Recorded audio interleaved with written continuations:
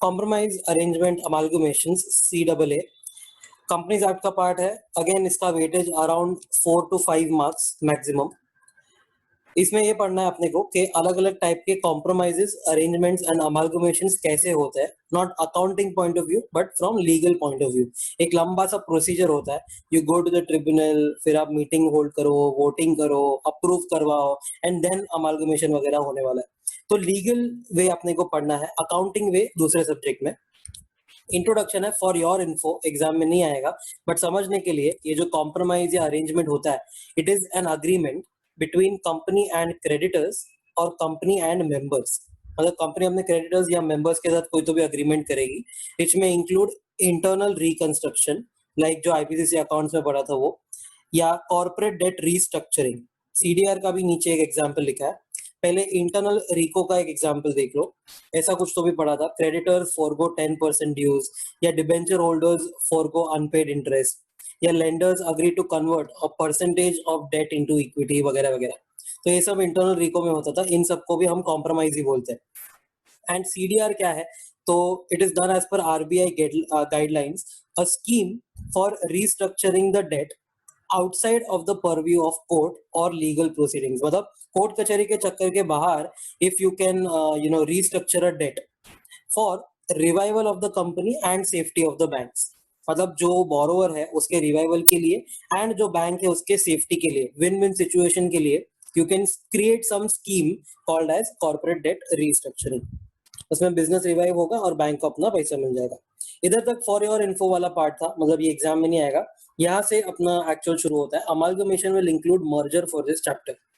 Merger थोड़ा अलग होता है, अमालगमेशन थोड़ा अलग होता है, डीमर्जर कुछ और होता है। ये सब कुछ एक है ये चैप्टर के लिए, ऐसा मान के चलेंगे। सेक्शन 230 जो रहेगा दैट इज फॉर कॉम्प्रोमाइज और अरेंजमेंट, एंड सेक्शन 232 जो है it is for amalgamation, merger as well as demerger. Examples, तो 232 में क्या क्या एग्जाम्पल्स कवर होंगे वो यहीं पे लिख देते हैं कि भाई ए कंपनी है, बी कंपनी है, ये दोनों अमालगमेट हो जाते हैं इनटू सी कंपनी। तो ए एंड बी अमालगमेट हुए, मतलब ये दोनों बंद हो सकते हैं, they can be shut down. इसके लिए इसको ट्रांसफरर बोलते हैं। क्यों ट्रांसफरर? बिकॉज इसके एसेट्स एंड लायबिलिटीज जो है अब वो सी वाले कंपनी में ट्रांसफर हो जाएगा। So C is known as a transferee company. फिर एक और एग्जांपल है डी मर्जर का, तो ए इज डीमर्ज्ड और divided into B and C companies. तो ए डिवाइड हो रहा है, मतलब ए के एसेट्स एंड लायबिलिटीज अब ट्रांसफर हो रहे हैं बी एंड सी में। तो again A is the transferor, मतलब जो कंपनी बंद हो रही है या जिसके एसेट्स एंड लायबिलिटीज ट्रांसफर हो रहे हैं, those are the transferor companies, and जिसमें वो एसेट्स जा रहे हैं those will be the transferee company. एक और है, ये ए कंपनी ए है, it is merged into company B, मतलब A will be shut down and B will take over that business.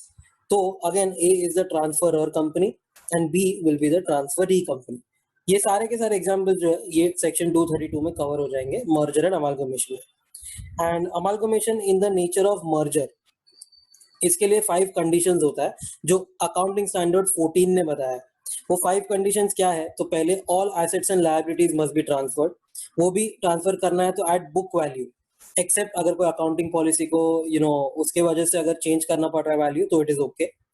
फिर equity share holders holding at least 90% should become equity share holders in the new company, मतलब के transferee company में। ये equity share holders को आप purchase consideration जो pay करोगे that will be by way of equity shares only, but fraction रहेगा तो कैश में दे दो, कोई बात नहीं। And business of the transferor should be intended to be continued by the transferee. ये पांचों कंडीशन सेटिस्फाई किया तो amalgamation in the nature of merger होता है, नहीं तो वो in the nature of purchase होता है। व्हाटएवर द केसेस, अपने टॉपिक में सब एक ही है, अमालगमेशन इंक्लूड्स मर्जर। अब अपना चैप्टर शुरू होता है, तो सेक्शन 230 से होएगा। 230 में लिखा है पावर टू कॉम्प्रोमाइज और make arrangement with the creditors और मेंबर्स। तो ऐसा है कि कंपनी और क्रेडिटर्स और मेंबर्स और लिक्विडेटर, अगर कंपनी वाइंडिंग अप में है तो ये चारों में से कोई भी, it can make application for a compromise और arrangement between company and creditors और कंपनी एंड मेंबर्स। कोई भी कॉम्प्रोमाइज या अरेंजमेंट कर रहा है तो they can, any of these can make application to the tribunal NCLT. अच्छा, एप्लीकेशन करेंगे तो उसके साथ कुछ तो भी डिस्क्लोज करना है। तो applicant must buy affidavit disclose the following: क्या डिस्क्लोज करेंगे? तो all material facts like latest financials या ऑडिटर रिपोर्ट या पेंडिंग इन्वेस्टिगेशन वगैरह वगैरह। फिर रिडक्शन इन शेयर कैपिटल, अगर कोई तुम्हारा स्कीम में शेयर कैपिटल रिड्यूस होने वाला है तो उसका डिस्क्लोजर करो। अगर कॉर्पोरेट डेट रीस्ट्रक्चरिंग में हो, scheme of CDR which is consented bye at least 75% of secured creditors in value, तो तुमको उसके साथ कुछ डिस्क्लोजर करना होगा। ये जो कॉर्पोरेट डेट रीस्ट्रक्चरिंग होता है उसके लिए कंसेंट चाहिए होता है, अप्रूवल चाहिए होता है सिक्योर्ड क्रेडिटर्स का, and not all secured creditors but at least 75% in value. मतलब अगर टोटल 100 करोड़ के सिक्योर्ड क्रेडिटर्स है तो उसमें से 75 करोड़ के सिक्योर्ड क्रेडिटर्स को ये कंसेंट देना। अब सीडीआर हो रहा है तो उसके साथ साथ आपको कुछ स्टेटमेंट्स देने होंगे। पहला है creditors responsibility statement in form CAA1। Creditors responsibility statement basically ये होता है कि ये सब क्रेडिटर्स का क्या क्या रिस्पॉन्सिबिलिटी बनेगा एंड बाकी क्रेडिटर्स को इससे हर्ट नहीं होना चाहिए। वही सेकंड में भी लिखा है safeguards for protection of other secured और अनसिक्योर्ड क्रेडिटर्स। जिसने इसको कंसेंट किया है स्कीम को, उनके अलावा और भी तो दूसरे सिक्योर्ड क्रेडिटर्स है ना, जैसे कि 25% जिन्होंने कंसेंट नहीं दिया होगा, तो उनका राइट्स प्रोटेक्ट होना चाहिए एंड अदर अनसिक्योर्ड का भी राइट प्रोटेक्ट होना चाहिए। फिर auditors report confirming the liquidity test for CDR. RBI के हिसाब से एक लिक्विडिटी टेस्ट करना पड़ेगा कि भाई क्या ये कंपनी लिक्विड है, क्या इसमें आगे फंड्स रहेंगे वगैरह वगैरह। अगर वो टेस्ट फुलफिल होता है तो वो आपको ऑडिटर एक रिपोर्ट सर्टिफाई करके देगा, वो भी आपको अटैच करना है। CDR guidelines of RBI is fulfilled. जो भी सीडीआर के गाइडलाइंस होंगे आरबीआई के, वो आपको सब फॉलो करना पड़ेंगे, सब फुलफिल करने पड़ेंगे। And last, valuation report of assets, tangible हो या इनटैंजिबल हो या शेयर्स वगैरह वगैरह, जिसका भी वैल्यूएशन पॉसिबल है सबका वैल्यूएशन करके देना होगा। बिकॉज कॉर्पोरेट डेट रिस्ट्रक्चरिंग में क्या होता है, कंपनी का पूरा वैल्यू निकलता है, उसमें से इक्विटी कितना, डेट कितना, and then they take a call कि भाई कैसे इसको रिस्ट्रक्चरिंग करना है, तो वैल्यूएशन रिपोर्ट भी लगेगा। ये सब आप एफिडेविट के साथ डिस्क्लोज कर दोगे एप्लीकेशन करते टाइम। फिर क्या करेगा, तो ट्रिब्यूनल, यहाँ पर tribunal shell now order a meeting of creditors और मेंबर्स। जो भी जिसके भी साथ कॉम्प्रोमाइज कर रहे हो, क्रेडिटर्स के साथ या मेंबर्स के साथ, उनका मीटिंग बुलाया जाएगा। जब मीटिंग का नोटिस कंपनी भेजेगा, company must send the notice of meeting to creditors, members, debenture holders and sectoral regulators. ये बहुत इंपॉर्टेंट है। सेक्टोरल रेगुलेटर्स को आपको भेजना पड़ेगा, जैसे कि सेंट्रल गवर्नमेंट है, आरबीआई है, सेबी है, आरओसी है, इनकम टैक्स अथॉरिटीज है, स्टॉक एक्सचेंज है, ऑफिशियल लिक्विडेटर अगर वाइंडिंग अप में है तो, competition commission of India, CCI is competition commission of India. ये सबको आपको नोटिस भेजना पड़ेगा कि भाई देखो हमारे यहाँ पे कॉम्प्रोमाइज अरेंजमेंट हो रहा है। ये जो सीसीआई वाला पॉइंट है, कंपटीशन कमीशन, ये कभी आएगा जब दो कंपनीज मर्ज या अमालगमेट हो रही है, तो this will be relevant for 232। ये जो सेक्शन अपन पढ़ रहे हैं नोटिस वगैरह का, ये 232 में भी सेम है। तो CCI is relevant for 232 and बाकी सारे रेगुलेटर्स है, सेंट्रल गवर्नमेंट है, आरबीआई वगैरह वगैरह, तो जो आपका रेगुलेटर है आपको उसको भेजना है। जैसे कि सेंट्रल गवर्नमेंट को सब भेजेंगे, बैंक रहेगा तो वो आरबीआई को भेजेगा, एनबीएफसी रहेगा तो वो आरबीआई को भेजेगा। सेबी को कौन भेजेगा, तो जो लिस्टेड है या जो लिस्टिंग के लिए जा रहा है वो। आरओसी को सब भेजेंगे, इनकम टैक्स अथॉरिटी को सब भेजेंगे। स्टॉक एक्सचेंज को कौन भेजेगा, तो जो लिस्टेड है वो। एंड ऑफिशियल लिक्विडेटर को कौन भेजेगा, जब वाइंडिंग अप चल रहा है कंपनी का वो। तो डिपेंडिंग जो भी अपना रेगुलेटर है उसको अपने को भेजना पड़ेगा नोटिस। क्यों नोटिस भेज रहे, क्योंकि ये लोग है ना अपने रिप्रेजेंटेशन भेजने वाला है with in 1 month। Notice must have annexure including the following: details of this compromise arrangement, valuation report, and effect of the compromise or arrangement on members, key managerial personnel, director, promoter, creditor, debenture holder। In short ऐसे बोलो तो सारे के सारे ये capital providers है, ये या अपने कंपनी को चलाने वाले हैं, केएमपी या डायरेक्टर्स, इनके ऊपर क्या इफेक्ट आने वाला है कॉम्प्रोमाइज की वजह से, वो लिख के दे दो। ये नोटिस को आप एडवर्टाइज करोगे थ्रू न्यूज़पेपर एंड वेबसाइट। कौन सा वेबसाइट, तो दिस इज कंपनी का website, but plus through website of SEBI and stock exchange also for a listed company. Listed company में कॉम्प्रोमाइज अरेंजमेंट हो रहा है तो SEBI, stock exchange as well as अपने खुद का वेबसाइट, तीनों पे ये एडवर्टाइज करना पड़ेगा नोटिस कि भाई देखो ये तारीख को मीटिंग रहेगी। Advertisement must also include the time limit within which copies of the compromise or arrangement shall be made available to anyone from the registered office free of cost। तो टाइम लिमिट लिखा रहेगा कि चलो 7 days या 10 days या whatever, उतने time में आपको कॉपी चाहिए तो आके लेके जाओ. Sectoral regulators can make representations to the company within 30 days from the receipt of notice. तो जो notice sectoral regulator को दिया है, अगर उनका भी कुछ say रहेगा, उनको भी कुछ objection वगैरह रहेगा, तो within 30 days they will communicate. एक स्पेशल केस है कि कभी ये मीटिंग नहीं होल्ड करनी है, तो ट्रिब्यूनल विल डिस्पेंस विथ, मतलब कि it will cancel calling the meeting of creditors if at least 90% of value of creditors agree and confirm to the compromise or arrangement by an affidavit. ये लोग एफिडेविट बनाने का है कि भाई हम एटलीस्ट 90% होल्ड करते हैं वैल्यू, हम क्रेडिटर्स है एंड हमको नहीं चाहिए कि आप मीटिंग रखो. डायरेक्टली हम बोल रहे हैं कि भाई go ahead with the compromise. तो ओनली फॉर क्रेडिटर्स है, यहाँ पर मेंबर्स नहीं है. Please be very very careful. Creditors 90% वाले अगर हाँ बोलते हैं कि भाई मीटिंग नहीं रखना तो नहीं रखेंगे. कौन सा मीटिंग? तो अगेन क्रेडिटर्स का ही मीटिंग. मेंबर्स को यहाँ पर कोई ऑप्शन दिया ही नहीं है. तो क्रेडिटर्स का मीटिंग कैंसिल भी हो सकता है. Directly you can proceed for the conclusion compromise arrangement. फिर वोटिंग का पॉइंट आता है मीटिंग में. तो vote with in 1 month from the receipt of notice. Notice मिला है आपको, वहां से 1 month के अंदर वोट करना है. यू कैन वोट योरसेल्फ या थ्रू प्रॉक्सी और through postal ballot. Postal ballot मतलब it is like a print out of a sheet जिसमें आपका सारा डिटेल लिखा रहेगा, आपको साइन करना है and you have to send it to the company. अगर किसी को ऑब्जेक्शन लेना है ये कॉम्प्रोमाइज या अरेंजमेंट के लिए, then it can be made by persons holding at least 10% shares or persons having outstanding debt at least 5% of the total outstanding debt as of the latest audited financial statement. Normally अगर अभी जून जुलाई चल रहा है तो मार्च का जो audited financial statement रहेगा उसके हिसाब से पहले total share capital and total date निकाल लो.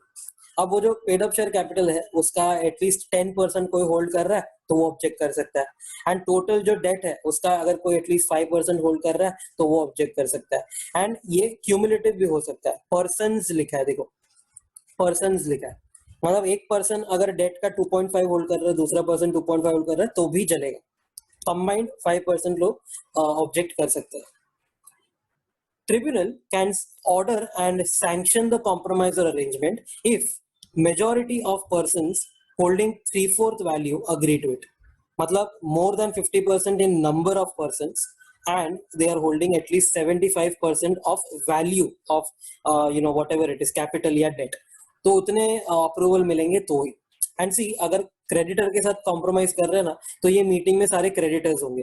तो ये जो मोर than 50% and at least 75% in value जो है या 3/4 इन वैल्यू जो है वो सिर्फ क्रेडिटर्स का लेना है. फिर मतलब जिसके साथ कॉम्प्रोमाइज हो रहा है और जो मीटिंग में है उसका अपन बात कर रहे हैं. तो don't count members here. It can be either creditors और इट कैन बी मेंबर्स.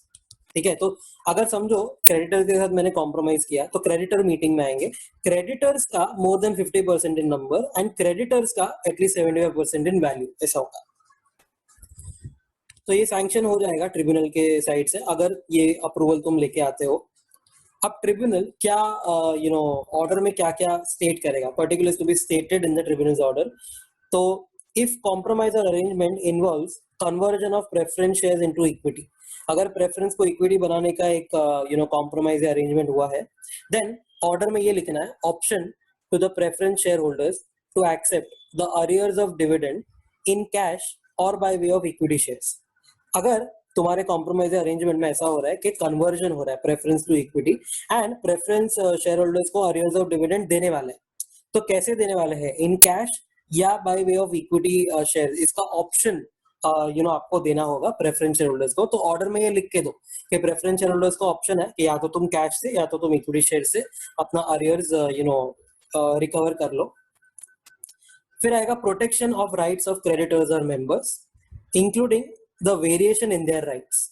मतलब ये क्रेडिटर्स और मेंबर्स के राइट प्रोटेक्ट होने चाहिए एंड अगर कोई वेरिएशन है तो वो भी ऑर्डर में लिख के दे दो.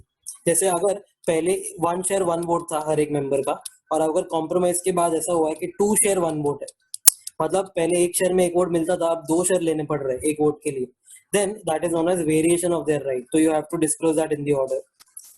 Any BIFR proceedings shall abate. कभी भी सिक कंपनीज का कोई भी केस चालू होता है board for internal and financial reconstruction में, तो वो सारे के सारे अबेट हो जाएंगे.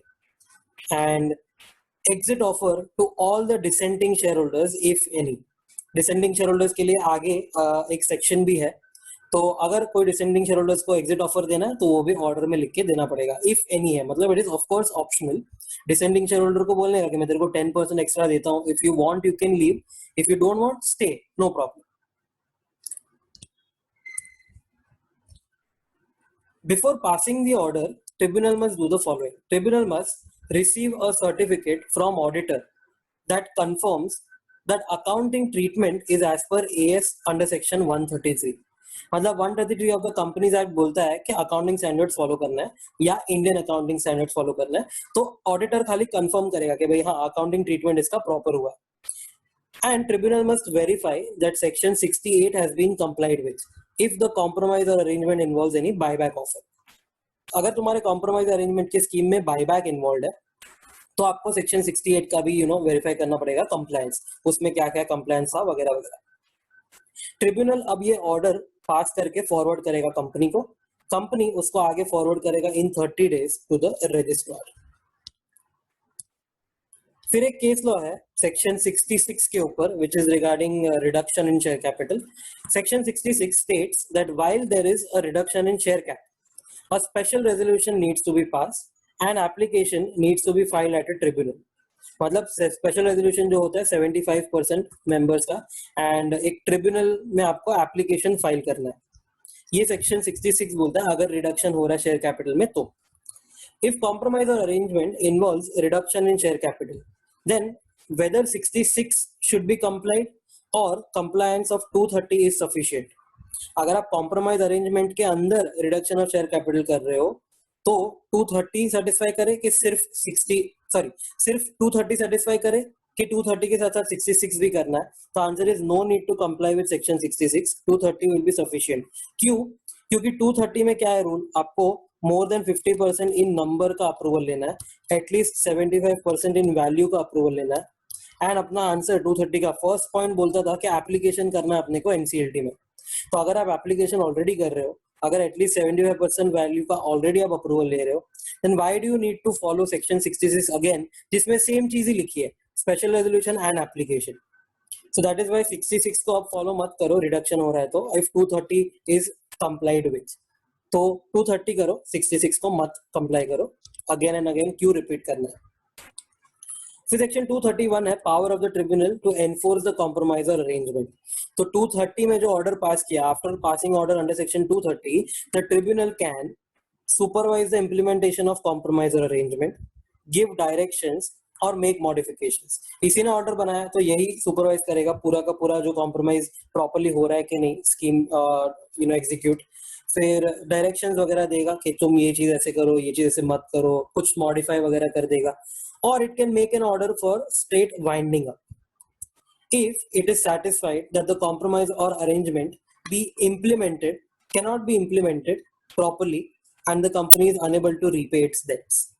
मतलब अगर ट्रिब्यूनल को बीच में लगता है कहीं पे भी कि यार ये फ्लॉप होने वाला है, ये इम्प्लीमेंट नहीं होगा प्रॉपर्ली, या यहाँ पर कुछ डेट रीपेमेंट का इशू आने वाला है, they won't be able to sustain, liquidity नहीं होगा व्हाटएवर, तो वाइंडिंग अप के लिए डायरेक्टली ऑर्डर कर देगा। फिर एसेट्स बिकेंगे और liability one by one priority में रीपे हो जाएगी। ओके, तो अच्छा इधर एक इंपॉर्टेंट पार्ट है, अगर क्वेश्चन आता है एग्जाम में powers of the tribunal under section 231 क्या होता है, तो कोई भी सर्दी वाला आंसर नहीं लिखेगा। पीएमएलए में जो शॉर्ट फॉर्म बना था सर्दी, summon and enforce attendance, require production on discovery of books वगैरह वगैरह, वो नहीं लिखना है। पावर ब्लाइंडली देख के वो अप्लाई नहीं करना है। पावर अगर 231 में है तो ये पावर है, ये वाला पार्ट एंड ये वाला पार्ट, ठीक है। फिर 232 section 232 merger and amalgamation of companies. अब ऐसा है कि कॉम्प्रोमाइज अरेंजमेंट के साथ साथ अगर मर्जर अमालगमेशन भी हो रहा है तो 232 अप्लाई करना है। when the application for compromise or arrangement is filed under section 230 and it is shown to the tribunal that compromise or arrangement was proposed in connection with merger or amalgamation of two or more companies and the scheme involves a transfer of whole और part of any property और liability, मतलब ये scheme में ऐसा है कि कुछ तो भी प्रॉपर्टी या लायबिलिटी ट्रांसफर होगा एंड मर्जर या अमालगमेशन भी होने वाला है, then the tribunal shall order a meeting of creditors और members. The provisions regarding notice and voting will be the same as section 230। मतलब के नोटिस भेजना है किसको किसको, तो सबको भेजना है इंक्लूडिंग सेक्टोरल रेगुलेटर। फिर नोटिस के साथ एनेक्चर आपको देना होगा। उसके बाद सेक्टोरल रिप्रेजेंटेशन आएगा with in 30 days of that receipt of notice. उसके बाद आपको नोटिस एडवर्टाइज करनी पड़ेगी न्यूज़पेपर में। देन वोटिंग कैसे होगा, more than 15 majority in numbers and at least 75% in value, everything will remain the same year अगर मर्जर और अमालगमेशन हो रहा है तो। Merging companies or demerging companies must circulate the following info for the meeting. Meeting होने वाला है, उसके पहले आपको एक info circulate करना है। पहला, draft of the proposed terms of the scheme. क्या टर्म्स होंगे, जैसे फॉर एग्जांपल ये शेयर होल्डर को इतना चीज मिलेगा, बेनिफिट मिलेगा, या शेयर एक्सचेंज रेशियो क्या है, ये स्कीम कब से इफेक्टिव होगी, क्या डेट होगी, क्या एसेट्स ट्रांसफर किए जाएंगे, क्या नाम चेंज होगा क्या कंपनी का, etcetera etcetera, everything related to the scheme will be first drafted. एक कच्चा कॉपी आपको सबमिट करना होगा अपने जो भी मीटिंग में आने वाले लोग होंगे उनको। confirmation that the draft scheme was filed with the registrar, जो भी ड्राफ्ट होगा आरओसी को फाइल करो पहले, फिर confirmation भेजो कि yes we have circulated that info, we have rather submitted that info to the registrar। फिर डायरेक्टर्स का रिपोर्ट लगेगा explaining the effect of merger amalgamation on share holder, KMP, promoter, director etcetera etcetera. फिर valuation report आपको attach करना होगा उसमें, and share exchange ratio लिखना होगा कि भाई जैसे अभी समझो एयरटेल और आइडिया अगर मर्ज हो रहे, तो आइडिया अगर बंद हो रहा है कंपनी, तो आइडिया के शेयर होल्डर्स को कितना देंगे हम। तो यू कैन से कि भाई आइडिया के लेट्स से अगर 20 शेयर है आइडिया में, तो आपको एयरटेल का 1 शेयर मिलेगा, या व्हाटएवर जो भी रेशियो आपको ठीक लगता है आप वो बना के देंगे। फिर supplementary accounting treatment, if last accounts relate to a financial year that ended more than 6 months before the meeting, before the first meeting। मतलब आपको इसमें डेट्स लेके एग्जांपल दूंगा कि समझो अगर मेरा जो फर्स्ट मीटिंग है इट इज ऑन 4 अक्टूबर 2020, इसके 6 मंथ्स बिफोर ढूंढो। इसके 6 मंथ्स बिफोर आता है 5 अप्रैल 2020। 5 अप्रैल से 6 महीना गिनोगे तो 4 अक्टूबर आएगा। तो ये 6 महीना जो है ना बिफोर द फर्स्ट मीटिंग, इसके भी पहले अगर आपका फाइनेंशियल ईयर एंड हुआ था, आपका फाइनेंशियल ईयर कभी एंड हुआ था 31 मार्च 20 को, तो अगर ऐसा होता है कि आपका फाइनेंशियल ईयर एंड हुआ है बिफोर दिस डेट 4 अप्रैल, मतलब before 6 months before the first meeting, तो आपको क्या करना है, एक सप्लीमेंट्री अकाउंटिंग ट्रीटमेंट देना है। बेसिकली अकाउंट्स में अपन जो करते हैं कि समझो मैं ये जो इन्फॉर्मेशन सर्कुलेट कर रहा हूँ, let's say I am circulating this info on 1 September for example, 1 सितंबर 20, तो मेरे को 1 सितंबर 20 के दिन का बैलेंस शीट बना के देना पड़ेगा। That is supplementary accounting treatment कि भाई आज के तारीख में क्या फाइनेंशियल पोजीशन है, बिकॉज शेयर होल्डर्स हैव 31 मार्च 20 का बैलेंस शीट वगैरह, उनको आज का पोजीशन भी दिखा दो जब भी आप सर्कुलेट कर रहे हो ना इन्फो तभी का। That is supplementary accounting treatment. Tribunals order must provide for, देखो अब क्या होगा, वो मोर than 50% majority and 3/4 in value, ये सबका अप्रूवल लेके आया तो ट्रिब्यूनल ने सैंक्शन कर दिया। अब ट्रिब्यूनल यहाँ पे ऑर्डर पास कर रहा है, तो order must provide for the following. पहला, डेट ऑफ ट्रांसफर, क्या डेट गिना जाएगा, because this is very relevant for stamp duty purpose, registration purpose, income tax, capital gain purpose and so on. Transfer of instruments, अगर कोई instruments वगैरह है, financial instruments, investments वगैरह, वो ट्रांसफर हो जाएगा। ट्रांसफर ऑफ लीगल प्रोसीडिंग्स, अगर idea बंद हो रहा है, एयरटेल में मर्ज हो रहा है, आइडिया के सारे केसेस अब एयरटेल लड़ेगा। Dissolution of transfer company without winding up, मतलब आइडिया कंपनी बंद हो जाएगी even without winding up, because अगर वाइंडिंग अप में गए तो फिर वो प्रोसीजर फॉलो करना पड़ेगा वाइंडिंग अप का, जिसमें एसेट्स बिकेंगे and then liabilities 1 by 1 repay होंगी। तो यहाँ पर डायरेक्ट डिसोल्यूशन हो जाएगा, कंपनी बंद without winding up proceeding. Provision for descending share holders and NRI share holders. Descending share holders मतलब आइडिया के वो शेयर होल्डर्स जिनको ये स्कीम पसंद नहीं आए, तो क्या उनके लिए कुछ एक्स्ट्रा है, उनको एक्स्ट्रा 10% 15% दे के भगा सकता है, अगर वो लिखा रहेगा स्कीम में तो उसका प्रोविजन करके दे दो ऑर्डर में। एंड एनआरआई शेयर होल्डर्स, अगर एनआरआई शेयर होल्डर्स है वो कंपनी में, तो उनको कैसे पैसा डिसबर्स होगा, क्या उनके लिए कोई रेगुलेशन है, फेमा अप्लाई करेगा कि नहीं, जो भी रेगुलेशन रहेगा, जो भी प्रोविजन रहेगा इनके लिए वो भी ऑर्डर में लिख के दे दो। फिर ट्रांसफर ऑफ एम्प्लॉइज के रिलेटेड, क्या आइडिया के एम्प्लॉइज अब एयरटेल के एम्प्लॉइज बन जाएंगे, फिर fees of authorise share capital, इसके लिए नीचे एक एग्जांपल लिखा है, वो अपन पढ़ेंगे कि भाई सेट ऑफ मिलता है, आइडिया ने अगर कोई कैपिटल ऑथराइज शेयर कैपिटल पे फीस भरी है और अगर आइडिया बंद होके अब एयरटेल का कैपिटल बढ़ गया तो उसको एक्स्ट्रा फीस नहीं भरनी होगी। एंड लिस्टेड कंपनी जो ट्रांसफरर कंपनी है टू अनलिस्टेड कंपनी जो ट्रांसफर ही है, मतलब अगर एक ट्रांसफरर कंपनी एक ट्रांसफरी कंपनी में मर्ज होती है, मतलब कि एक लिस्टेड कंपनी एक अनलिस्टेड कंपनी में मर्ज होती है, जैसे फॉर एग्जांपल ये आइडिया है, this is a listed company, अगर ये मर्ज हो जाती है जियो में, जियो इंफोकॉम्स लिमिटेड जो एक अनलिस्टेड कंपनी है, तो क्या क्या उसका कॉम्प्लायंसेस होगा, क्या प्रोसीजर होगा, बिकॉज लिस्टेड कंपनी अगर अनलिस्टेड बनती है ना तो शेयर होल्डर्स बहुत सिग्निफिकेंटली कम हो जाते हैं, बिकॉज अनलिस्टेड में इतने सारे शेयर होल्डर्स नहीं होते। तो how will the process be, वो सब ऑर्डर में लिख के दे दो।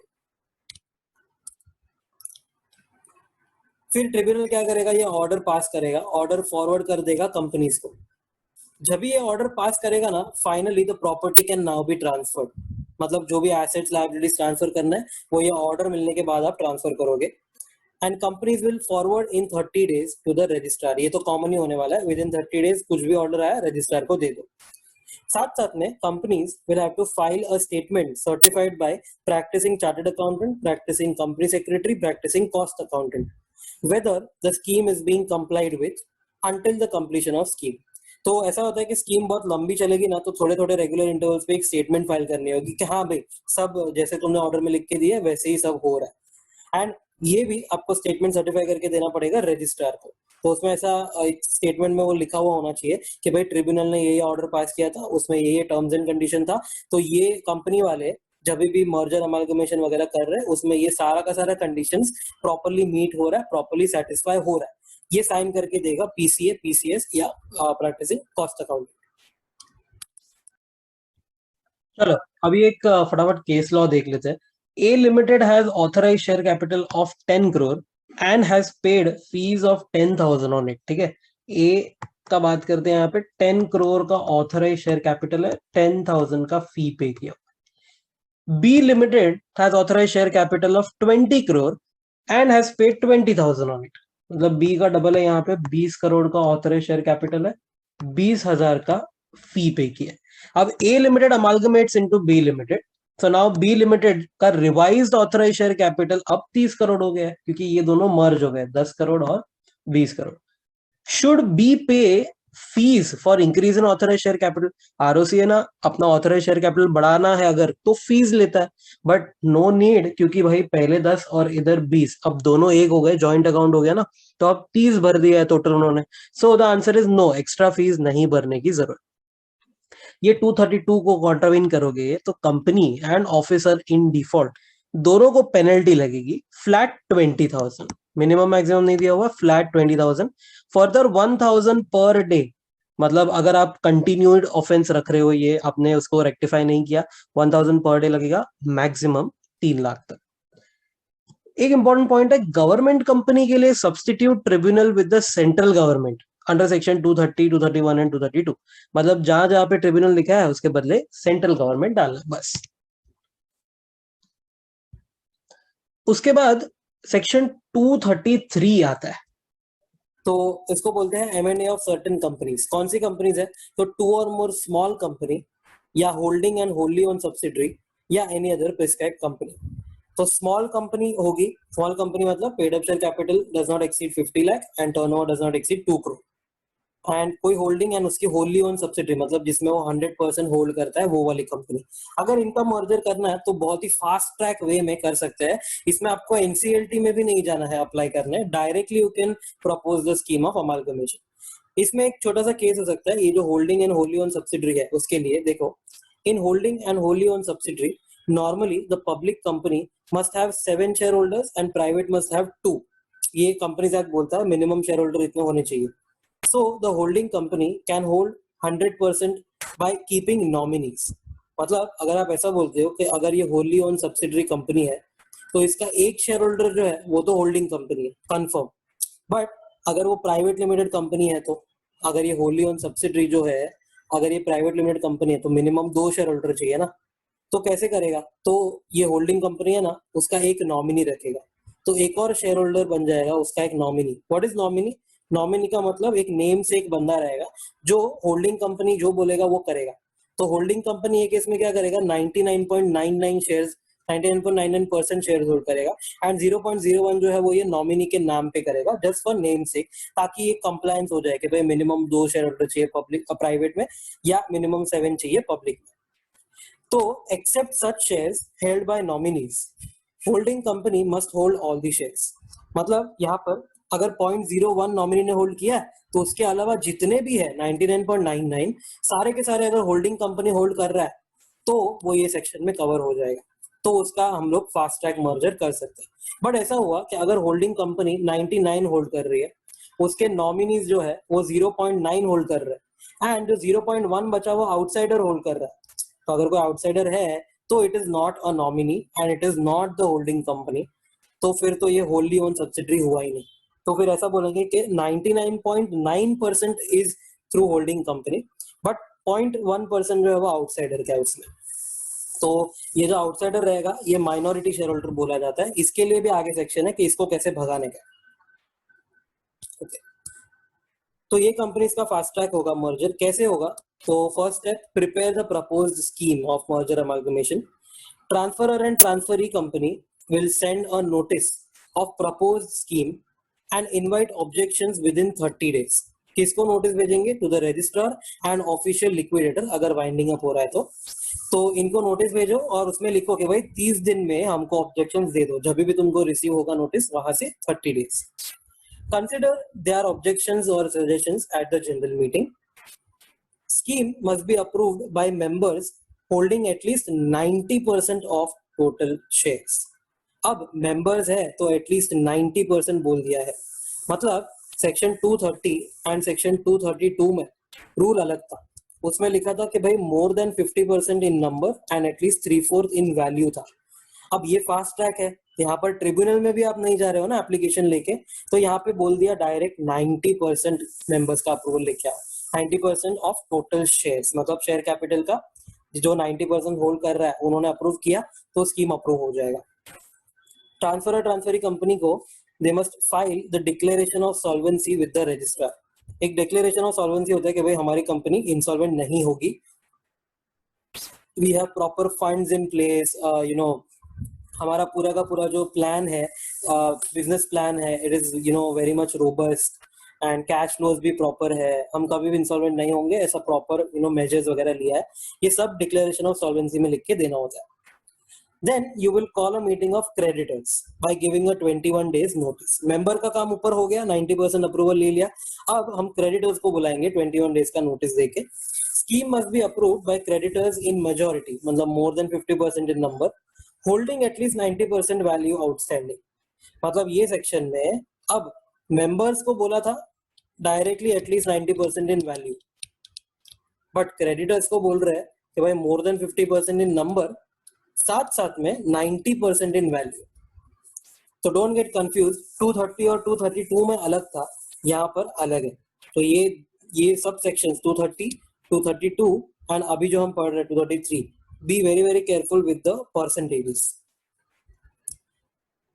क्रेडिटर्स का भी अप्रूवल ले लिया, तो अब क्या करने का?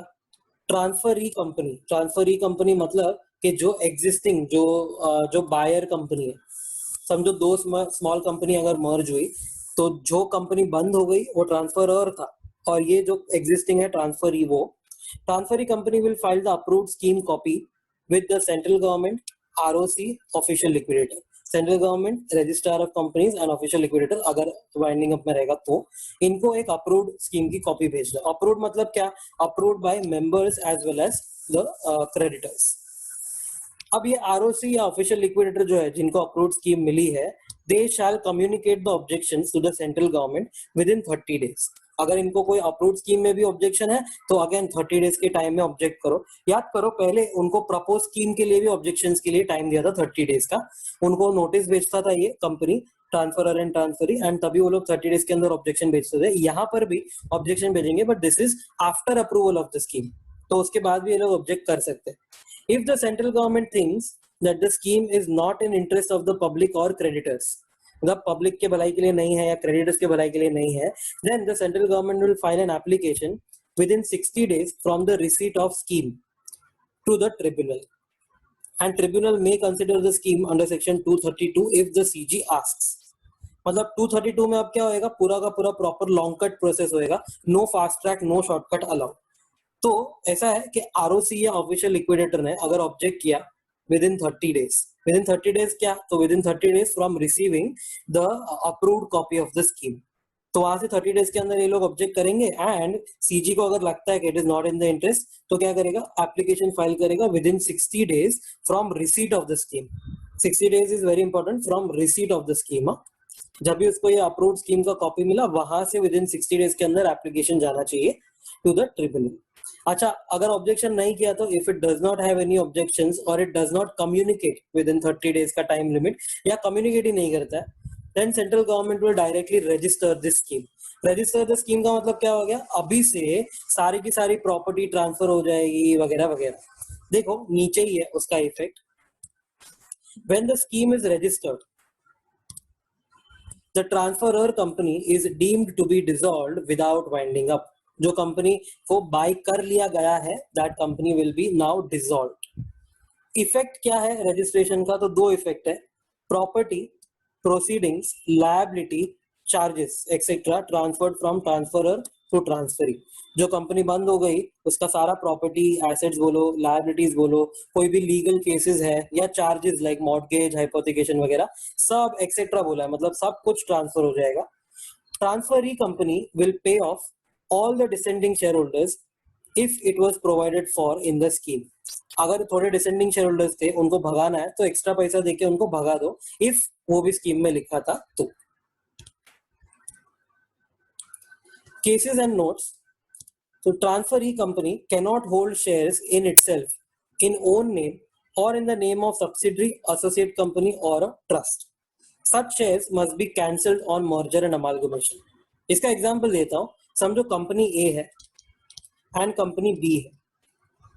कंपनी A के एसेट साइड पे इन्वेस्टमेंट इन कंपनी B है, मतलब कंपनी A ने क्या किया है, B के शेयर्स में इन्वेस्ट किया है, ठीक है। एंड बी का अगर बैलेंस शीट देखोगे तो यहाँ पर कैपिटल आता है। अब ऐसा होगा कि अगर कंपनी ए ट्रांसफरर कंपनी निकली, मतलब company A will be shut and company B is taking it over, तो ये जो कंपनी ए है, कंपनी ए के जो एसेट्स है वो एसेट्स अब बी के एसेट साइड पे चले जाएंगे, इन्वेस्टमेंट इन कंपनी बी।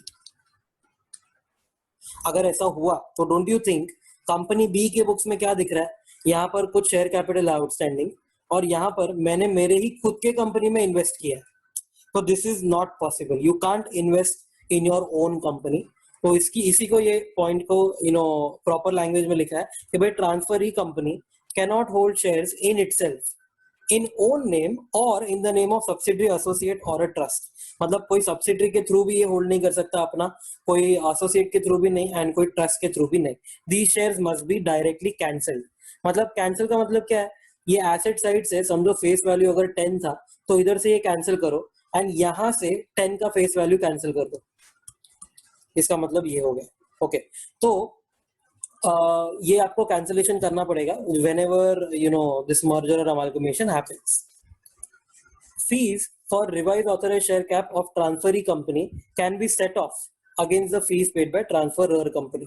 तो ये पहले भी हमने एग्जांपल देखा था, अगर कंपनी ए का 10 करोड़ है, कंपनी बी का 20 करोड़ है, कंपनी ए बंद हो गई और कंपनी बी का 30 करोड़ हो गया कैपिटल, तो एक्स्ट्रा फीस कोई भी नहीं भरनी होगी बिकॉज पहले ही भरा हुआ था कंपनी ए में। एक केस लॉ है, two companies proposed scheme under section 233. It completed all the formalities, but in the meeting of creditors, 6 creditors out of 9 holding 75% of value approved the scheme. What is the next step to be taken? तो अगर ऐसा है कि भाई 6 out of 9 मतलब majority more than 50% in number तो हो गया, 75% ऑफ वैल्यू बोला है, फास्ट ट्रैक में यू नीड 90% इन वैल्यू, तो 90% तो नहीं हुआ, मतलब 233 जो है वो फ्लॉप हो गया। Now you can't use fast track merger, तो अब क्या करने का, कोई बात नहीं 232 जाके यूज कर लो। 232 में तो क्या बोला है, more than 50% in number and at least 75% या 3/4 इन वैल्यू चाहिए, तो take the longer route take the longer process and use 232, ये भी चलेगा। देखो on answer on failure to get approval of majority with at least 90% in value, section 233 can't be used here. Use 230 or 232, मतलब compromise arrangement हो रहा है तो 230, merger amalgamation हो रहा है तो 232. Note 233 is fast track. Companies can opt for 230 or 232 too. मतलब ऐसा नहीं है कि कंपलसरी स्मॉल कंपनी या होल्डिंग होली ऑन सब्सिडरी रहेगा तो 233 ही करना है। It is a fast track option, but तुम्हारे पास ऑलवेज 230 एंड 232 का ऑप्शन तो ओपन हो गई। 233 will apply for compromise or arrangement also, not just merger and amalgamation. Even though उसका टाइटल दिया है fast track merger amalgamation, but fast track compromise arrangement भी यहाँ पर हो सकता है, तो इंटरनल रिको वगैरह भी करना है तो भी यहाँ पर चलेगा। फिर 234 है मर्जर एंड एक्विजिशन या merger and amalgamation with the foreign company, cross border merger and amalgamation बोलते हैं इसको। तो पहली बात तो फॉरेन कंपनी क्या है, तो only for this section any company incorporated outside India with a place of business in India और आउटसाइड इंडिया, मतलब कहीं पे भी इसका प्लेस ऑफ बिजनेस होने दो, चाहे वो इन इंडिया हो या आउटसाइड इंडिया, सिर्फ वो इनकॉर्पोरेटेड आउटसाइड इंडिया होनी चाहिए। अगर वो इनकॉर्पोरेटेड आउटसाइड इंडिया है तो वो ये सेक्शन के लिए फॉरेन कंपनी है। ऐसी कंपनी के साथ अगर हम मर्ज हो रहे हैं या ऐसी कंपनी हमारे साथ मर्ज हो रही है तो हम 234 अप्लाई करेंगे। तो ऐसा है कि भाई 234 में you have to comply with sections 230 to 232, compromise arrangement merger amalgamation जो भी हो रहा है 230 से लेके 232 का कंप्लायंस करो, साथ साथ plus take prior approval of RBI. क्या आरबीआई क्यों? क्योंकि फॉरेन कंपनी से हम डील कर रहे हैं, तो फॉरेन का कुछ भी आता है तो आरबीआई बीच में आएगा। तो दो कंडीशन है, कंप्लाई विद 230 से लेके 232 and take prior approval of RBI. And payment of purchase consideration कैसे होगा, तो payment of consideration to the share holders in cash या तो इन डिपॉजिटरी रिसीट्स और बाय वे ऑफ बुक्स। ये कभी होगा when a foreign company merges with an Indian company. For example अगर गूगल मर्ज हो रहा है अपने इंडिया का कोई company let's say Just Dial के साथ, तो गूगल विल बी शट, ये ट्रांसफरर कंपनी है एंड ये फॉरेन कंपनी है जो अब जस्ट डायल में मर्ज हो जाएगा। तो ये जो फॉरेन कंपनी है गूगल, उसके शेयर होल्डर्स को कुछ तो देना पड़ेगा ना। क्या देंगे? कैश देंगे, पैसा देंगे, या उनको डिपॉजिटरी रिसीट्स दे देंगे। अगर ये शेयर होल्डर्स अमेरिका के हैं तो अमेरिकन डिपॉजिटरी रिसीट्स दे देंगे, या ग्लोबली शेयर होल्डर्स है तो ग्लोबल डिपॉजिटरी रिसीट्स दे देंगे। कौन ये इशू करता है? एडीआर जीडीआर एक डिपॉजिटरी होती है एंड वो डिपॉजिटरी ये जस्ट डायल के शेयर्स अब होल्ड करेगी। क्यों? क्योंकि Just Dial is now issuing ADR और जीडीआर ना थ्रू अ डिपॉजिटरी। तो Just Dial will be paying to the share holders of Google ना। कैसे? तो इन फॉर्म ऑफ एडीआर और जीडीआर। ये कभी था foreign company if it is merging with Indian company, तो ये केस होगा। अगर कोई इंडियन कंपनी मर्ज हो रही है फॉरेन कंपनी के साथ तो यर परचेज कंसिडरेशन के ऊपर साइलेंट है, बिकॉज अगर इंडियन कंपनी मर्ज हो रही है फॉरेन कंपनी के साथ तो इंडिया के इंडियन कंपनी के शेयर होल्डर्स को पैसा चाहिए रहेगा। तो इनफ्लो कुछ भी आने दो, be it cash, be it through shares, be it through depository, कुछ भी चलेगा, नो प्रॉब्लम। तो they are not talking about purchase consideration here, but अगर कोई इंडियन कंपनी मर्ज हो रही है फॉरेन के साथ देन कंप्लाई 230 से लेके 232 एंड टेक आरबीआई का प्रायर अप्रूवल। सिर्फ ये दो कंडीशन सेटिस्फाई करना होगा। फिर 235 है power to acquire shares from descending share holders. Descending share holders मतलब जो लोग स्कीम को अप्रूव नहीं करते उनके लिए। बेसिक रिक्वायरमेंट्स क्या है यहाँ पर ये सेक्शन के लिए, तो scheme must involve transfer of shares of transferor company to the transferee company, मतलब ट्रांसफरर कंपनी के शेयर्स ट्रांसफरी कंपनी में ट्रांसफर होने चाहिए। फॉर एग्जांपल अगर यहाँ पर बैलेंस शीट बनाता हूं, ये है ट्रांसफरर कंपनी एंड ये है ट्रांसफरी कंपनी। तो ऐसा कुछ तो भी है कि भाई दोनों साइड पे कैपिटल तो हो गई। अब जो मर्जर अमालगमेशन वगैरह हो रहा है ना, उसमें ये जो ट्रांसफरी कंपनी है, जो बायर कंपनी है, ये बायर कंपनी क्या करने वाली पता है? ट्रांसफरर कंपनी के शेयर्स बाय करने वाली है। तो यहाँ पर आएगा इन्वेस्टमेंट इन ट्रांसफरर कंपनी, ऐसा होने वाला। और यहाँ पर कैपिटल में जो भी इक्विटी शेयर होल्डर्स होंगे ना, उसमें से एक नाम आएगा ट्रांसफरी कंपनी का। अगर ये हो रहा है ना शेयर्स ट्रांसफर हो रहे हैं ट्रांसफरर कंपनी के, तो हम ये सेक्शन अप्लाई करने वाले हैं 235। तो बेसिकली इसमें एक एग्जांपल देता हूं कि समझो ये एयरटेल है और ये आइडिया है, आइडिया वोडाफोन आइडिया। तो अगर एयरटेल इज बाइंग आइडिया, तो एयरटेल ने इन्वेस्टमेंट करना होगा आइडिया के शेयर्स में। तो what will Airtel do? Airtel will buy 90% shares of idea, ऐसा हो गया इसका मतलब। ओके, तो आइडिया के बैलेंस शीट में ये जो कैपिटल साइड होता है ना, उसमें जो भी शेयर्स होंगे उसमें से 90% अब कौन होल्ड कर रहा है? तो ये एयरटेल उसके एसेट साइड पे दिखेगा। अगर ये स्कीम हो रहा है तो जो बाकी के 10% होंगे ना, वो शायद डिसेंटिंग शेयर होल्डर्स होंगे जिन्होंने ये स्कीम को अप्रूव नहीं किया होगा।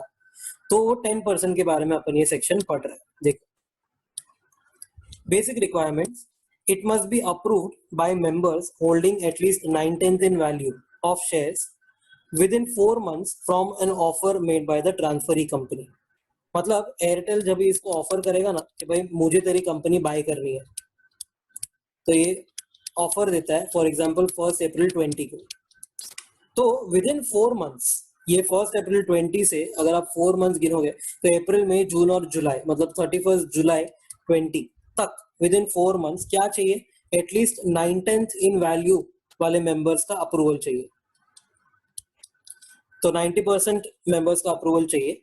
अच्छा, अगर सी बाय द वे ये किसके अप्रूवल का बात कर रहे हैं? ये हम आइडिया का बात कर रहे हैं, आइडिया के मेंबर्स का।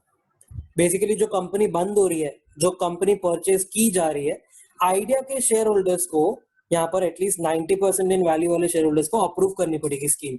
ऐसा लिखा है ना, with in 4 months from offer made by transferee, मतलब हम ट्रांसफरर कंपनी का बात कर रहे हैं, ठीक है। तो ट्रांसफरर कंपनी के मेंबर्स अप्रूव करेंगे। क्या ये पॉसिबल है कि समझो ये आइडिया है, ये ट्रांसफरर है, एंड ये एयरटेल है, ये ट्रांसफरी है। एयरटेल के बैलेंस शीट में बिफोर मर्जर ऑलरेडी इन्वेस्टमेंट इन आइडिया होगा, ये भी तो पॉसिबल है ना, बिफोर मर्जर भी वो शेयर होल्डर होगा। तो आइडिया के जो शेयर होल्डर्स है, ये कैपिटल साइड में जो भी शेयर होल्डर आता है, उनका 90% बोला है ना कि भाई तुमको अप्रूव करना है। ये 90% में एयरटेल भी तो एक शेयर होल्डर है, तो एयरटेल तो हमेशा ये स्कीम को यस ही बोलेगा। तो ऐसा बोला है कि उसको इग्नोर करो। मतलब ये जो 9/10 इन वैल्यू है ना, that will B excluding the shares held bye the transferee company और इट्स सब्सिडियरी और नॉमिनी। मतलब एयरटेल अगर खुद ही आइडिया में होल्ड कर रहा है, तो जब ये आइडिया के शेयर होल्डर्स मिलेंगे, मीटिंग करेंगे, उसमें 90% जो यस चाहिए, उसमें आपको एयरटेल को एक्सक्लूड करना है, या एयरटेल की कोई भी सब्सिडी या नॉमिनी ने भी होल्ड किया रहेगा उसको भी एक्सक्लूड करना है। In short we can say कि जो 90% इन वैल्यू है ना, that is of those members who are other than the acquirer or other than the transferee company या उसका नॉमिनी या सब्सिडी। फिर ट्रांसफरी कंपनी मतलब Airtel must express the desire to buy the shares from dissenting shareholders within 2 months after the expiry of 4 months। Who are dissenting shareholders? ये जो 9/10 in value बोला है ना, समझो इसमें 92% लोगों ने yes बोला स्कीम को, तो जो 8% है वो कौन हो गए? Dissenting share holders. तो ये 8% लोगों से भी एयरटेल बाय कर सकता है। कैसे? तो उसको एक्सप्रेस करना रहेगा अपना डिजायर। कैसे डिजायर एक्सप्रेस करते हैं? तो transferee company must give a notice to the descending share holder, मतलब उसको ये नोटिस भेजना पड़ेगा आइडिया के डिसेंडिंग 8% शेयर होल्डर्स को कि भाई देखो हमको तुम्हारे से शेयर्स परचेज करना है। कितने टाइम में करना है ये डिजायर? तो with in 2 months after the expiry of 4 months. देखो 1 अप्रैल को ऑफर किया था, तो उसका जो 4 मंथ्स है वो कभी खत्म हो रहा है? 31 जुलाई को। यहाँ तक उसको अप्रूवल चाहिए। 31 जुलाई, 4 मंथ्स इधर एक्सपायर हुआ, वहां से +2 मंथ्स के अंदर, मतलब अगस्त और सितंबर आ गया, तो 30 सितंबर 20 तक उसको ये डिजायर अपना एक्सप्रेस करना पड़ेगा या नोटिस भेजना पड़ेगा डिसेंडिंग शेयर होल्डर्स को। फिर डिसेंडिंग शेयर होल्डर्स क्या करेंगे? तो या तो वो लोग अप्लाई करेंगे ट्रिब्यूनल में कि भाई देखो ये लोग हमको प्रॉपर वैल्यू नहीं दे रहे, तो या तो वो लोग अप्लाई नहीं करेंगे। तो देखो descending share holders can apply to the tribunal. Tribunal will pass order against the company, मतलब अगेंस्ट एयरटेल। क्यों ऐसा होगा? शायद descending share holders of Idea जो है उनका शेयर वैल्यू इज 100 रुपीज, ठीक है, उनको 100 रुपीज एक्सपेक्टेड है, एंड एयरटेल ने उनको ऑफर किया 90 रुपीज खाली। तो ये लोग ट्रिब्यूनल में जाएंगे, they will argue on valuation and tribunal will pass order against Airtel कि भाई एयरटेल तो ये डिसेंडिंग शेयर होल्डर से बाय नहीं कर पाएगा क्योंकि तो कम वैल्यू दे। या तो उल्टा tribunal passes order in favour of Airtel, यहाँ पर एयरटेल जीत जाएगा। समझो फॉर एग्जांपल एयरटेल ने इनको 102 ऑफर किया था, तो ऑफ कोर्स जो वैल्यू 100 आ रहा है एज पर एनी ट्रिब्यूनल का कोई भी रजिस्टर्ड वैल्यू रहेगा वो, तो अगर 102 दे रहा है तो कोई बात नहीं, तो company wins here. Now on disposal of this application transferee company can buy the shares from the descending share holder. तो स्ट्रेट उसको बोल दिया है कि भाई अगर तुम प्रॉपर वैल्यू दे रहे हो और ट्रिब्यूनल ने भी तुम्हारे फेवर में ऑर्डर पास कर दिया तो you can now directly purchase shares from the descending share holders. अगर dissenting share holders don't apply to the tribunal, मतलब अगर उसको लगता है कि शेयर वैल्यू 100 है तो डिसेंडिंग शेयर होल्डर को अगर तुम 120 दे रहे हो, चलो 20% राइज दे रहे हो, तो they won't apply to the tribunal, they will be agreeing. तो within 1 month from giving notice, 1 month from giving notice मतलब क्या, तो ये जो एयरटेल है ऊपर लास्ट पॉइंट में उसने नोटिस दिया है ये डिसेंडिंग शेयर होल्डर्स को, तो नोटिस दिया उसके within 1 month Airtel can buy the shares from these descending share holders. फिर एयरटेल क्या करता है, एयरटेल ट्रांसफरी कंपनी जो है it will send a transfer deed and consideration to the transferor company. Idea को वो एक ट्रांसफर डीड भेजेगा। ट्रांसफर डीड का मतलब क्या होता है, तो एक अग्रीमेंट होगा through which shares will be transferred and consideration selling price देगा। ट्रांसफरर कंपनी क्या करेगा, आइडिया क्या करेगा, register the transferee company as a share holder and inform the descending share holders within 1 month. मतलब Idea अपने books में Airtel को as a registered share holder लिख देगा एंड रजिस्टर किया ना शेयर होल्डर, उसके विद इन 1 मंथ के टाइम में डिसेंडिंग शेयर होल्डर को भी पता चल जाना चाहिए कि भाई अभी एयरटेल रजिस्टर हो गया है as a share holder. Maintain separate bank account for consideration, जो भी पैसा आ रहा है ना सेपरेट बैंक में रखो and disburse the amount to the share holders within 60 days. तो समझो जो भी 92% इन्होंने बाय किया है ना वो सबका पैसा बैंक अकाउंट में आ जाएगा, सेपरेट बैंक अकाउंट में, एंड वो बैंक अकाउंट से फिर आप विद इन 60 डेज सारे के सारे शेयर होल्डर्स को आप डिसबर्स कर दोगे ये अमाउंट। वैसे ही जैसे ऊपर अपन ने डिसेंडिंग पढ़ा, अब वैसे ही माइनॉरिटी शेयर होल्डिंग का भी आता है। समझो कि कोई 90% होल्डर बन गया कंपनी का, तो नेक्स्ट 10% भी वो बाय कर सकता है minority. Okay, 236 purchase of minority share holding. तो एन अक्वायरर और a person acting in concert with such acquirer, मतलब या तो एक बंदा जो अक्वायर कर रहा है कंपनी या उसके साथ मिले हुए लोग joint acquirer's on becoming holder of at least 90% of issued share capital which is in equity। मतलब कि अगर कोई अक्वायरर या जॉइंट अक्वायरर 90% शेयर होल्डर बन जाता है एंड 90% किसका, तो इश्यूड शेयर कैपिटल का, इक्विटी का, वो भी not preference, shall notify the company of their intention to buy the remaining shares of equity at a price as per registered value। तो रजिस्टर्ड वैल्यू जो भाव निकलता है वो भाव पे ये लोग बाय करना चाहते हैं रिमेनिंग स्टेक। या तो और एनी पर्सन्स और ग्रुप ऑफ पर्सन्स जिसके पास अगेन यही सेम कि 90% शेयर होल्डर बन गए वो लोग ऑफ इशूड शेयर कैपिटल, या और ये लोग जो ग्रुप है एनी पर्सन और group of person on becoming at least 90% majority in number. मतलब if there are total 10 share holders, तो 10 शेयर होल्डर्स में से अगर 9 लोग मिलके डिसाइड करते हैं कि हमको माइनॉरिटी बाय करना है तो even they can do that. तो या तो यहाँ पर अगर एनी पर्सन और ग्रुप ऑफ पर्सन में आप फॉल होते हो तो या तो 90% शेयर होल्डिंग या तो 90% of the number of total share holders, कुछ भी चलेगा। तो ये लोग क्या कर सकते हैं, कंपनी को नोटिफाई कर सकते हैं इंटेंशन कि भाई देखो हमको रिमेनिंग शेयर्स बाय करना है। अच्छा उल्टा हो सकता है क्या, क्या माइनॉरिटी वाले अपने शेयर्स दे सकते हैं? हाँ, even minority share holder can offer to sell their shares to the acquirer और एनी पर्सन जो मेजॉरिटी में, ऊपर जो लिखा ना 90% मेजॉरिटी, उनको ये लोग जाके डायरेक्टली बेच सकते हैं। वो लोग बोलेंगे कि भाई हमको इतना पैसा दो और हमारे शेयर्स तुम बाय कर लो, ये भी चलेगा। Majority share holders will have to deposit the amount in a separate bank account of the company. ये है ना, ये जो भी सेपरेट बैंक अकाउंट ऊपर भी पढ़ा अभी भी पढ़ रहे हैं ना, इसको एस्क्रो अकाउंट बोलते हैं। एस्क्रो अकाउंट मतलब होता है कि भाई फॉर अ स्पेसिफिक पर्पस। तो यहाँ पर पर्पस क्या है, तो ओनली फॉर डिसबर्समेंट। तो मेजॉरिटी शेयर होल्डर्स जो है वो एक separate bank account of the company में ये पैसा डिपॉजिट करेंगे एंड कंपनी को डिसबर्स करना होगा विद इन 60 डेज। जो भी माइनॉरिटी शेयर होल्डर्स को पैसा देना है 60 डेज में करो and company will have to operate it for at least 1 year. अच्छा, ये 60 डेज और ये 1 ईयर जो है दोनों यही डेट्स है डिपॉजिट अमाउंट से। मतलब जब भी उसने ये अमाउंट डिपॉजिट किया ना मेजॉरिटी शेयर होल्डर ने, वहां से 60 डेज के अंदर डिसबर्स कर दो एंड वहीं से यही डेट जहां से ये अमाउंट डिपॉजिट हुआ वहीं से विद इन 1 ईयर तक उसको ये ऑपरेट भी करना है। क्यों? Because if it can't disburse within 60 days और the share holder failed to claim that money then it can be paid up to 1 year. तो जो अमाउंट डिपॉजिट किया ना वहां से 1 ईयर तक का एक विंडो मिलेगा।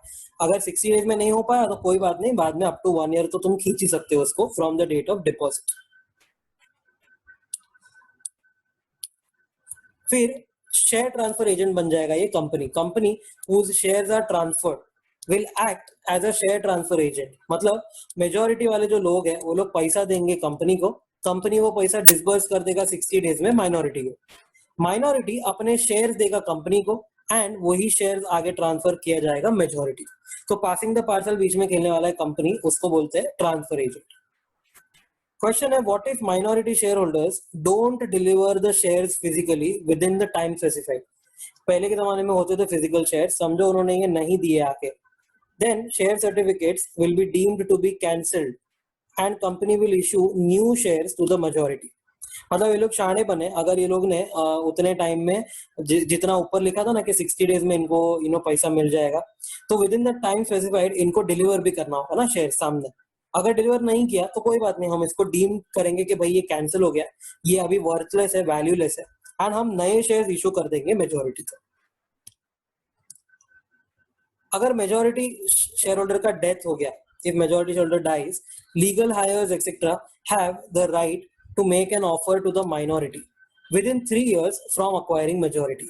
मतलब इसने वो जो 90% मेजोरिटी अक्वायर किया रहेगा, समझो 1 अप्रैल 20 को अक्वायर किया था, तो यहाँ से 3 इयर्स का टाइम मिलता है, लेट्स से 31 मार्च 23 तक। इतने टाइम पीरियड में अगर बीच में कहीं पे भी उसका डेथ होता है तो 31 मार्च 23 तक उसके पास टाइम है, उसके लीगल हायर के पास टाइम है कि you can make an offer to the minority. चलेगा, मतलब डेथ भी हो गया तो भी ये लोग माइनॉरिटी का स्टेक बाय कर सकते हैं। एक बहुत इंपॉर्टेंट पॉइंट है, वेरी वेरी इंपॉर्टेंट, कि if share holders holding at least 75% of minority share holding, मतलब कि माइनॉरिटी का जो 10% पार्ट रहेगा ना उसका भी 75% अगर एक शेयर होल्डर या group of share holders hold कर रहा है, if they negotiate with the majority shareholder for transfer at a higher price for shares held by them। मतलब माइनॉरिटी वालों को, जितने भी माइनॉरिटी वाले हैं सबको एक प्राइस दिया रहेगा मेजॉरिटी ने, बट 75% वाले लोग एटलीस्ट जाके बोलते हैं, नेगोशिएट करते हैं कि भाई हमको एक्स्ट्रा चाहिए, विदाउट डिस्क्लोजिंग सच नेगोशिएशन और any agreement, then they shall share the additional compensation so received with other minority shareholders on a pro rata basis। इसका मतलब क्या होता है प्रो रेटा बेसिस पे? तो फॉर एग्जांपल नंबर्स नीचे लिए है, इसके ऊपर देख लो एक एग्जांपल फटाफट। ABC limited issued share capital दिया हुआ है 50 करोड़ का, उसमें से 90% है ना 45 crore is held by XYZ limited and 10% 5 crore जो it is held by minority. अब माइनॉरिटी के अंदर भी एक मिस्टर ए है 75% होल्ड करता है which is 3.75 crore and B है जो 25% मतलब के 1.25 करोड़। अब ए जो है ना वो माइनॉरिटी में बहुत ज्यादा होल्ड कर रहा है। Mister A if he negotiates with XYZ limited and agrees for a consideration of 4.75 crore, ये देखो इधर 5 करोड़ का माइनॉरिटी है, उसमें से 3.75 जो है वो ए का है। मिस्टर ए जाके बोलता है XYZ को, भाई तू मेरा स्टेक खरीद ले बट 3.75 में नहीं 4.75 में खरीद ले, for his shares worth 3.75 crore, then additional compensation जो है ना 1 crore it must be shared between A and B. कितना रेशियो में? तो यही 75 एंड 25 के रेशियो में। तो ए 75 लाख एक्स्ट्रा लेके जा सकता है बट बी को भी 25 लाख मिल जाएगा। Failure to acquire full minority stake, तो केस है if majority acquired some stake from minority and now owns 98, मतलब समझो पहले इनका 92 था, अब इन्होंने 6% बाय कर लिया है माइनॉरिटी से और अब 98 हो गया। 98 of the issued capital अब ये लोग होल्ड करते हैं and the company got delisted. Then will this section apply to the 2% minority holders? तो अगर डीलिस्ट हो गया उसके बाद भी क्या अप्लाई होगा 2% लोगों को? तो आंसर है यस, डेफिनेटली अप्लाई होगा. मतलब डीलिस्टिंग के बाद भी ये सेक्शन आप अप्लाई कर पाओगे. As per SEBI regulation, after delisting, the promoters must buy the shares from minority shareholders within 1 year. ये रूल होता है कि भाई डीलिस्टिंग के लिए जब आप रेजोल्यूशन पास करते हो ना, वहां से 1 ईयर के अंदर आपको बाय करना होता है शेयर्स माइनॉरिटी का. तो will this section apply if 1 year has elapsed? मतलब 1 ईयर के अगर इन लोग ने माइनॉरिटी से बाय नहीं किए, इनके पास राइट होता है, बट अगर नहीं किए 1 ईयर पास हो भी गया डीलिस्टिंग के बाद, तो भी आप ये सेक्शन अप्लाई कर पाओगे, नो प्रॉब्लम. तो बेसिकली ये काइंड ऑफ ओवरराइडिंग पावर इसको मिल गया है ये सेक्शन को. तो चाहे वो डीलिस्ट हो गया फिर भी अप्लाई कर पाओगे, चाहे 1 ईयर पास हो गया सेबी रेगुलेशन का तो भी आप ये अप्लाई कर पाओगे. मतलब minority can sell their shares. फिर सेक्शन 237 है, power of the central government to provide for amalgamation in public interest. समझो 3-4 बहुत बेकार पब्लिक सेक्टर बैंक होंगे, let's say bank 1, bank 2, bank 3. तो ये तीनों को क्या करेगा, वो मर्ज कर देगा इनटू बैंक 1. तो एक जो B1 था पहले, अब वो थोड़ा बड़ा B1 बन जाएगा. लेट्स मेक इट थोड़ा बड़ा B1. तो अगर सेंट्रल गवर्नमेंट को लगता है कि यार पब्लिक इंटरेस्ट में ये तीनों को मर्ज कर देना चाहिए या अमालगमेट कर देना चाहिए, तो ये कर सकता है. देखो, central government can provide for amalgamation of 2 or more companies in public interest by an order notified in the official gazette. एक ऑर्डर पास करेगा और ऑफिशियल गजेट राजपत्र में पब्लिश कर देगा. All legal proceedings of the transferor company will be transferred to the transferee company. मतलब यहाँ पर ये जो B2 और B3 बंद हो रहे हैं, इनका सारा का सारा केसेस अब B1 चलाएगा.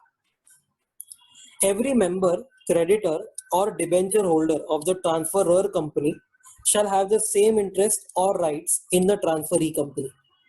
मतलब ये जो B2 और ये B3 बंद हो रहा है, इसमें जो भी मेंबर, क्रेडिटर, डिबेंचर होल्डर है उनको सेम राइट्स देना है B1 में. फॉर एग्जांपल, अगर B2 में कोई तो भी डिबेंचर होल्डर था, डिबेंचर होल्डर का इंटरेस्ट रेट था 10%. अब B1 में जा रहा है ना, ये लोग शिफ्ट हो रहा है, तो B1 बोलते हैं कि नहीं हम तुमको 9% ही देंगे. तो 1% का लॉस हुआ फॉर द होल 10 और 1% इंटरेस्ट नहीं मिलेगा ना उसको. तो ऐसा लिखा है, इफ इंटरेस्ट और rights are less than compensate them. तो पहले बोला कि सेम राइट्स देने का, अगर नहीं दे पाया तो कॉम्पेंसेट करने का. अच्छा, कॉम्पेंसेशन के लिए नीचे एक एस्ट्रिक है, compensation is assessed by a prescribed authority. Central government एक अथॉरिटी प्रिस्क्राइब करेगा, वो लोग असेस करेंगे. एंड ये जो भी असेसमेंट उसने किया कॉम्पेंसेशन का, it should be published in the official gazette. तो अगर वो डिबेंचर होल्डर को लगता है कि भाई मेरा लॉस हो रहा है, तो he will ask for compensation. Of course उसको देना ही पड़ेगा. समझो अगर डिबेंचर होल्डर बोलता है कि नहीं यार ये कॉम्पेंसेशन कम है, if he is agreed then he can appeal within 30 days from this publication. मतलब कॉम्पेंसेशन जो है वो असेसमेंट कौन करेगा, प्रिस्क्राइब अथॉरिटी. एंड ये असेसमेंट को पब्लिश करना है ऑफिशियल गजेट में. पब्लिश हो गया तो पब्लिश होने से विद इन 30 days के अंदर अपील करना होगा. ऊपर भी लिखा है वो, ये जो अग्रीड पर्सन है, मेंबर, क्रेडिटर या debenture holder, he can appeal within 30 days of publication in the official gazette to the tribunal. Appeal करना है ट्रिब्यूनल में. तो ये कॉम्पेंसेशन का असेसमेंट किया, असेसमेंट को पब्लिश किया, वहां से 30 days. ऑर्डर बनाने के पहले 4 चीजें देखनी होंगी. No order shall be made unless copy of proposed order is sent to the companies. मतलब कि जो प्रपोज ऑर्डर है उसका पहले एक ड्राफ्ट आपको भेजना पड़ेगा कंपनीज को. Time limit to appeal is expired. तो 30 days का टाइम लिमिट है अपील का, उसको एक्सपायर होने दो, उसके बाद ही ऑर्डर पास करना. मतलब वो जो कॉम्पेंसेशन का असेसमेंट हुआ, इसको आपने पब्लिश किया, पब्लिश होने से 30 days का टाइम मिलता है अपील के लिए. ये 30 days खत्म हुआ ना, उसके बाद ही ऑर्डर पास करना. क्योंकि क्या होएगा फिर, अगर आपने ऑर्डर पास कर दिया फिर कॉम्पेंसेशन चेंज करना पड़ा, तो ट्रिब्यूनल ने बोला कि कॉम्पेंसेशन बढ़ाओ, तो इसके लिए ऑर्डर चेंज नहीं करना होता है बाद में. तो रुक जाओ, टाइम लिमिट एक्सपायर होने दो, उसके बाद आप ऑर्डर पास करो, सेंट्रल गवर्नमेंट को बोला है. एंड समझो अगर अपील फाइल किया है तो अपील इज डिस्पोज्ड ऑफ. मतलब no order shall be made unless the appeal is disposed of. तो अब अपील खत्म होने दो, उसके बाद जो एनसीएलटी डिसाइड करता है ना कॉम्पेंसेशन, वो आप ऑर्डर में लिख के बाद में ऑर्डर पास करो। एंड एक और, no order shall be pass unless central government has considered and made modification in the proposed order considering the suggestion and objection received from the company members और creditors. मतलब कि central government को क्या करना है, ये जो प्रपोज कॉपी यहाँ पर भेजा था ना, प्रपोज ऑर्डर का कॉपी, उसके लिए मॉडिफिकेशन या कुछ ना कुछ ऑल्टर करना पड़ेगा अगर ये मेंबर्स कंपनी या क्रेडिटर इनको ऑब्जेक्शन देते हैं तो with in 2 months from the receipt of propose order. तो बेसिकली ये प्रपोज ऑर्डर जब भी मिला वहां से 2 months के अंदर ये ऑब्जेक्शंस या सजेशंस वगैरह मिलेगा एंड विद इन 2 months आपको ये मॉडिफाई करना है। अगर उनके ऑब्जेक्शंस वगैरह सब सही है then you have to modify and उसके बाद ही आप मेन ऑर्डर पास करोगे। And every order must be laid before both the houses of parliament, Lok Sabha and Rajya Sabha. फिर सेक्शन 238 है registration of offer of scheme और contract involving transfer of shares under section 235। Under section 235 क्या होता है, तो जब भी एयरटेल वोडाफोन आइडिया के शेयर्स बाय कर रहा था, वो वाला सेक्शन जिसमें डिसेंडिंग शेयर होल्डर्स को ये लोग पैसा देके उनके शेयर्स खरीद रहे थे। तो अगर एयरटेल वोडाफोन के शेयर्स खरीद रहा है तो ये जो पूरा का पूरा ऑफर बनेगा या पूरा का पूरा जो स्कीम बनेगा उसको रजिस्टर कराना पड़ता है आरओसी के पास। तो every circular containing offer to the members must be accompanied by necessary information in form CAA 15। CAA 15 में आपको सारा इंफॉर्मेशन लिख के देना होगा जो भी वो फॉर्म में मांगा रहेगा एंड हर एक सर्कुलर के साथ ये जाना चाहिए। तो नॉर्मली क्या होगा पता है, Airtel will send an offer to Idea's share holders. ये शेयर होल्डर्स को जब ये ऑफर भेजता है ना, जो भी सर्कुलर भेजता है जिसमें ये ऑफर रहेगा, उसके साथ साथ अटैच करके देना होगा ये information in form CAA 15। Every such offer must contain a statement by the transferee company Airtel disclosing the steps it has taken to ensure necessary cash will be available. मतलब अगर तुम आइडिया के share holders से उनके shares buy कर रहे हो तो यू विल हैव टू पे सम अमाउंट टू देम। तो आपने क्या स्टेप्स लिए हैं वैसे जो इंश्योर करता है that you will have adequate cash in hand, वो आपको एक स्टेटमेंट पास करके देना होगा। And every such circular must be registered with the registrar before issuing it. Registrar के पास ऑप्शन है रिफ्यूज करने का। रजिस्ट्रार में refuse to register such circular if no info और false info was given and it shall communicate it within 30 days। तो registrar को जब भी ये रजिस्ट्रेशन के लिए आपने दिया ना पूरा सर्कुलर, तो वो रिफ्यूज कर सकता है अगर गलत इन्फो या समझो इन्फो दिया ही नहीं है तो। एंड ये रिफ्यूज करके पार्टीज को एक उसका कम्युनिकेशन दे देगा with in 30 days and parties इसके सामने अपील कर सकते हैं ट्रिब्यूनल में, एनसीएलटी में। जो डायरेक्टर ने इशू किया ये circular without registering it, ROC का रजिस्ट्रेशन के बिना अगर आपने इशू किया सर्कुलर, तो penalty is 1 lakh. This is very very important because यहाँ पर at least 1 lakh up to 1 lakh कुछ भी नहीं बोला है, nothing like this, straight equal to 1 lakh बोला है। मतलब एक फ्लैट फाइन है 1 लाख का, अप टू वगैरह नहीं है, मतलब कंपलसरी लगने ही वाला है एंड कंपलसरी 1 लाख ही लगने वाला है।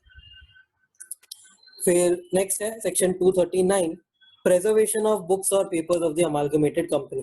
अमालगमेटेड कंपनी का मतलब ट्रांसफरर कंपनी जो शट डाउन हो गई है। तो central governments prior permission is needed before disposal of books और पेपर्स। मतलब अगर आइडिया और वोडाफोन एंड एयरटेल का बात करें तो आइडिया वोडाफोन जो है वो बंद हो गया है, तो आइडिया के अगर बुक्स तुमको यहाँ पर डिस्पोज करने हैं तो you will need CG's prior permission.